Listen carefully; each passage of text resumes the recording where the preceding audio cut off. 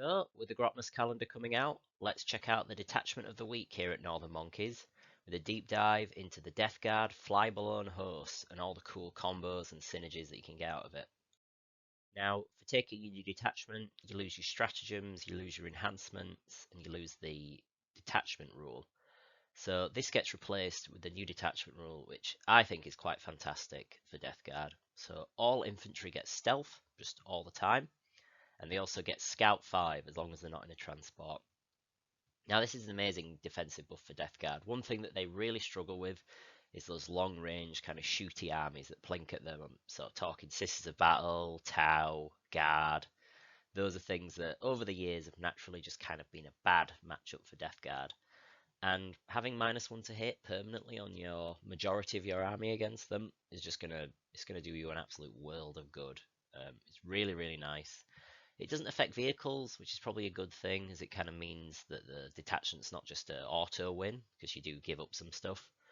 But it's really, really good. And the scouts as well, I think that is also mega impactful because it isn't limited by their movement characteristics. So Terminators do actually, instead of moving 4 on turn 1, they basically move 9, which is great. And it lets you kind of deploy a bit more aggressively, which Deathguard, they always want to do that because they're so slow. You need to like get the most out of all the possible movement you can. So getting to scout those Terminators up 5 and just get them into a kind of cover that you wouldn't be able to reach from your deployment zone or just kind of behind a ruin, that's really, really good. And it also means you're not 100% reliant on Nurglings or not scouts, Chaos Cultists like round 1. For those that don't know, like Deathguard Cultists have the Scout 6 rule built in, so they'll basically be able to go up and do objectives. Now, with Scouts 5, if the objective is 12 away from your deployment zone, even your slowest movement 4 terminating units, they can move up with Scouts 5, they can then make their normal move, they move 9 inches, and because the objectives have a bit of a token to them and they're within 3 inches of them to be controlling them, you can actually do actions like cleanse and things turn 1 with these big Deathguard units, which is good because that's often a thing that Deathguard struggle with is scoring, and anything that makes that easier is really good. That's why you see so many Nurglings and things like that in the army. However, don't forget this comes with some big downsides in this detachment.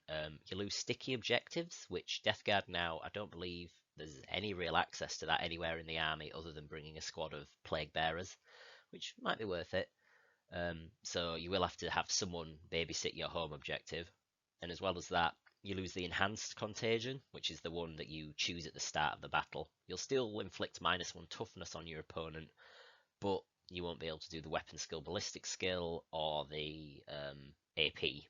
So that's kind of a downside for this detachment, but you get a lot out of it, and I think it definitely sits alongside the current detachment rather than below it or above it, which is exactly what you want to see out of this thing, because Deathguard are in a very strong place right now. So let's talk about that.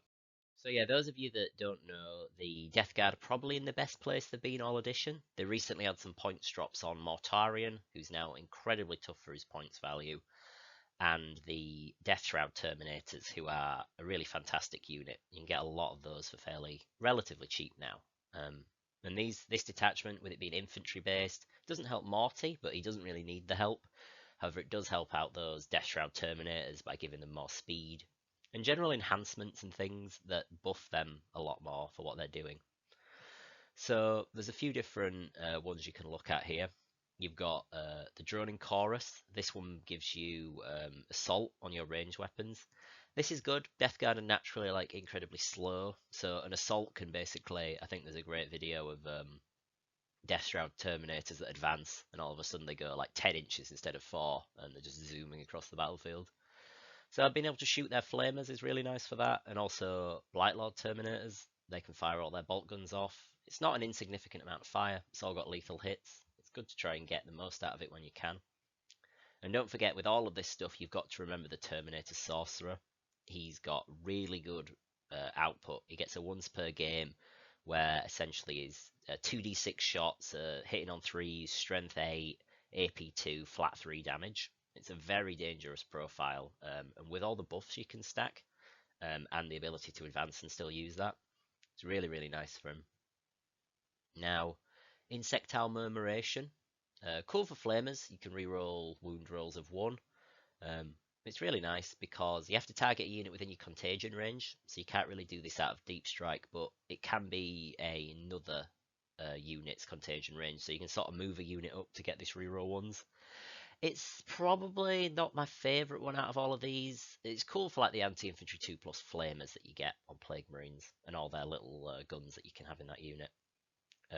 But don't forget as well, it also works in melee. It's not just ranged attacks. So you can actually get, you could probably be hitting on 2s, wounding on 2s, rerolling 1s with Blight Lords, and that's pretty good. Especially if you don't have Morty, who has the aura of reroll 1s to wound. It's nice to like replace him a little bit with someone, but probably not my favourite. Now, the funniest one in this is Rejuvenating Swarm. Basically, they kind of start functioning like Chaos Spawn, where they regain wounds. This is at the end of each phase as well, so it's really, really cool. Just because, yeah, you'll shrug off any damage you received every single phase, and it'll stop you from dying to stuff like grenades in the shooting phase, and then a charge, tank shock, regenerate loads of wounds. It's only 10 points, so I think this one will often be in a list, but just because there's 10 points left over, and it's the only thing to take. But there is an idea for Deathguard don't necessarily have like a deep strike action monkey threat. A lot of contagion with Rejuvenating Swarm. It could be quite funny. He could genuinely threaten a home objective every now and again. And lastly, Plague Veil, the most expensive one, but probably the most impactful one. While your unit is controlling an objective, they can't be shot unless the enemy's within 18. This just can like completely change the way that the game works, like in terms of you being able to maybe hold. I mean, most maps and deployments, you tend to have like a home objective, a safer objective, a middle objective, and a less safe objective on the deployment. So if this just lets you hold your home or your safer objective with impunity, that's great. And it makes up for the fact that you've lost the sticky objectives, so now you can sit a unit on an objective and keep them safe. So there's definitely like sort of funky combos you can do with this as well, which we'll talk about later. So these two stratagems together, I just put them next to each other because one I absolutely love just for the flavour of it, and one I think is actually probably the best stratagem in the entire detachment. Now, Enervating Onslaught, essentially this is like tank shock, but your infantry do it. When you charge into enemies, depending on how many you can get within engagement range, which is 1 inch, you can then essentially roll a dice, and for each 4 up for anything that isn't a cultist or a poxwalker, you do a mortal wound. Now this is really cool just for like units with like fights first, like the Judiciar. It gets around that. It only works on infantry, so unfortunately it doesn't let you like take out tanks more efficiently. But still, it's really, really good. Just for those, like you can get a lot of hits out of this. And the second stratagem, Vermin Cloud. Basically, this lets you pile in and consolidate 6, which is great on the incredibly slow Deathguard. It just makes them so fast. And don't forget, you can use this on Poxwalkers to tag up enemies. You can use this on, anything, any of your infantry. And it's just a massive. I've always said to people, like the key to Deathguard is that you have to like plan your movement and know your movement so well, because you can't fix mistakes because the army's so slow. But this really lets you fix that. So if you made like a charge that was quite long, or you barely made it because of bad dice, then all of a sudden like the 6-inch piling can let all your Terminators get into combat and fight, which is really, really nice. And now don't forget, there's also a cool combo with this unit that basically, let's say your opponent's got one of their really good hard-hitting units that they don't want you to charge sat there, and they've put a screen of, say, scouts or something in front of it. If they're like not careful and they've let their units be within like 6 or even 7 inches of each other, you could shoot the scouts, so there's only 1 or 2 of them left, and charge in with your unit of Death Shroud, say, and their sorcerer, completely surround that unit. If you get a decent roll on the mortal wounds, you'd kill the scouts, and then Vermin Cloud would let you consolidate into the enemy unit. And the way that works in 10th means that you count as having charged, and you are in combat. So now you can actually fight really, really well. Or well, rather you pile into that unit, which is really good. So yeah, it's just great. Combos like that can like sort of completely change the entire battlefield. It'll be this stratagem, I think, and using it effectively will be the key to this detachment. It's really, really strong, and can really catch your opponents off guard. Even if they know that you've got it, you should always be clear and tell them, oh, I have this 6-inch piling consolidate strat. But it's still really hard to play around, like keep, things like that. So it's really, really good, and I think this will be the kind of the thing that makes or breaks a player. These two are two like fun little stratagems here. I have the Swarm, basically makes all your guns pistols. This is cool for Plague Marines. You know, it's like and good for Terminators. Just lets them bust out of combat pretty and get a charge off, which is cool, or just lets you damage an enemy that you might necessarily want to, just to stop them from fighting you even harder in combat on the next turn. So yeah, it's good. I like it, and it's just really nice for letting you get a bit of extra damage off or get out of combat when you really need to in a pinch. Be better if it was fallback, shoot and charge, but can't have everything. Droning Horror. This one's cool. If you're shooting an enemy, you reroll hit rolls of 1. If they're within half range, you reroll all your hits. Now, where this is great is on, I think, Blightlord Terminators and Plague Marines. Now, Blightlords can come out of Deep Strike and be within half range to get the full rerolls to hit. They've got all those lethals on the guns, they've got their auto cannons, and again, they've got that really high output Sorcerer. One of the downsides of him is that he hits on 3s with his shooting. Now you're getting full rerolls to hit. It's genuinely good. I think that is a genuinely great thing. And don't forget as well, you can stack up Plague Marines with guns. They can have plasma guns, melter guns, all the different flamers, and all sorts of you can put characters in there like the Foul Blight Spawn, the Biologist Putrefier with their grenades, stuff like that. So all those getting reroll hits, it's a nice combo. Definitely something to think about with them as well. Although I do think melee sort of choppy Plague Marines are kind of still better in a lot of ways. But both of these stratagems are totally worth having, totally worth using. Now, nauseating paroxysm. This one is, at first you think, oh, it's kind of meh, the battle shock related thing, like who cares? But don't forget, so it's at the start of the fight phase, which will trigger before, the way this will trigger, and then your opponent would have like stratagems that they would activate, like, oh, when they're selected to fight. So this would always get priority over those. And just being able to battle shock someone kind of out of nowhere, it always gives your opponent that risk of like not being able to use their like big damage boosting stratagem that they want to on a charging unit. And equally, if you've attacked the enemy, it could stop them using AOC, it could stop them using counteroffensive. It's a bit of a risk, but it's worth going for it, I think, in some cases. The -1 makes it a little more reliable, and not your opponent not being able to use some defensive stratagems is big, because you've lost like some damage. Like you literally used to be able to get +1 AP on a stratagem and the -1 to your opponent's armor saves on your detachment rule for the old detachment. So, it's big to just get those little bits of AC, because I think Deathguard players will kind of have to readjust their expectations of how tough or how good and damaging the army is when they play this detachment.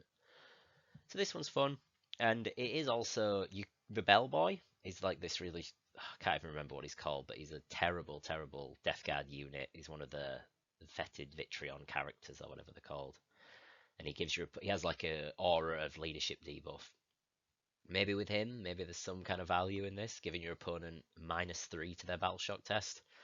But they're still going to roll like a 5 and a 6 and still pass it. So I don't know. Maybe there's something in that. Definitely worth thinking about. And lastly, Mephitic Invigoration. This basically gives that if your opponent's strength is higher than your toughness, -1 to the wound roll. And that can work on any Deathguard infantry unit as long as they're within 6 of a Mephitic Blight Hauler. Now it's pretty easy to get off. Mephitic Blight Haulers are quite fast, and it can go through walls, so you just have to get there within 6. And it's really cool. It really just like boosts the durability of this unit, and you can kind of do something cool where you seize the middle of the board with all your units, and then you go, well, one unit's got that enhancement so that they can't be shot within 18, and the other unit you stack defensive buffs like this on them and just make them really, really hard to shift. So it's cool. And I believe that with all their points cuts they have, Mephitic Blight Haulers are underrated. got a multi-melter with +1 to wound. They're very durable for their points cost. So yeah, give them a try, guys. If you've had them shelved, not thinking they're any good, definitely don't listen to the people online who just seem to dismiss them for no reason. Even people on Art of War who used to dismiss them have come round on them. So what does an army list look like at 2k with this Flyblown Host? So it's sort of taking advantage of all these different stratagem synergies and the different sort of ideas and where you'd want to be using your stratagems and your detachment role. Came up with this. They're definitely not refined in any way and definitely not as spammy as you could get it. But essentially what this list does is you have Typhus and his 6 Death Shroud. They just sort of chunk up the field, ready to chop things to pieces. However, these guys could be a great rapid ingress threat as well. He still gives them -1 to hit in combat, and they've got -1 to be wounded at range. It's really good. Another 6 Death Shroud with a Sorcerer. These guys can go in Deep Strike, come out and blast an enemy with the Sorcerer's guns. And then another Sorcerer with the Lone Op stratagem with a unit of Blight Lords. Now these guys are just there to get those reroll hits, synergies, as well as they have the Lone Op enhancement to let them sort of hold the center field objective. In some matchups, it'll just sort of pressure your opponent into coming forward, so the rest of your army can chop them up. And speaking of chopping them up, you still do have to be wary of the melee matchup with Deathguard. You are an elite marine faction. You could very much be vulnerable to stuff like World Eaters. And these 10-man squads of Plague Marines with the Blight Spawn and the Putrefier, which are just like a very standard loadout. They don't have Rhinos, but they still have that Scouts to let them rush the mid-board early. They're just great. Really, really good. And they'll help you essentially win that melee matchup with the fights first and the lethals on 5s and all their heavy plague weapons that they get. So that's a really good unit. 3 units of 10 Poxwalkers. These could easily be cultists or Nurglings, some other kind of chaff. These are basically your screens, your backfield holders.